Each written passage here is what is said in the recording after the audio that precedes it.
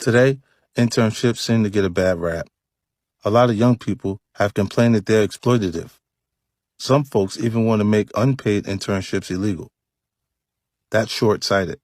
If you're interning in the industry that you're passionate about, you're not being exploited. It's just up to you to get the most out of the experience.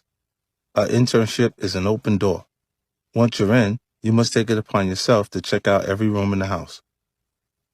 Let's say you want to be a sneaker designer. Through a lot of hustle, you've managed to land an internship at Adidas, but in the marketing department. You don't care about marketing, but you take the position anyway. Smart move, because now you have access. You must attack working for marketing like it was actually a design position and win the respect of your bosses. Then you parlay being in the building into making other connections. Figure out who works in design and approach them in the cafeteria. Compliment their kicks. Strike up a conversation.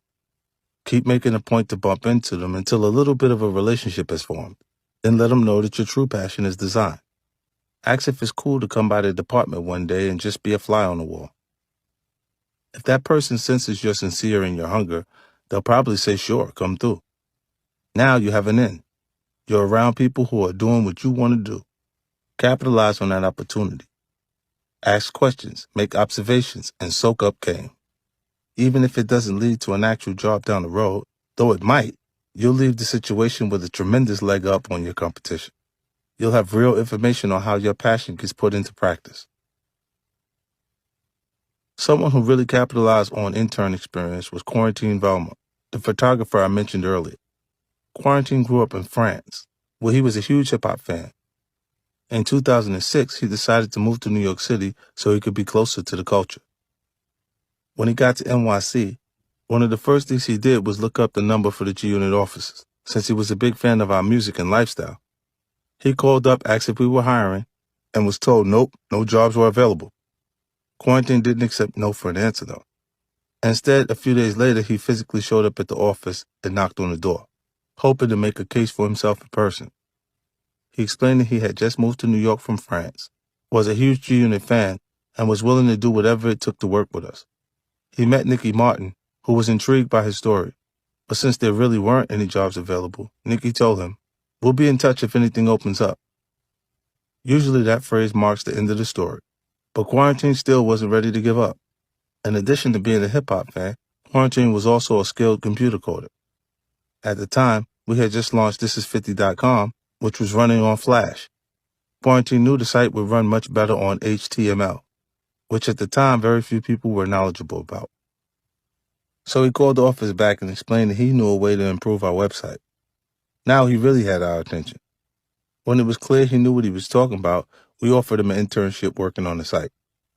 Quarantine jumped at it, and true to his word, almost immediately made the site better.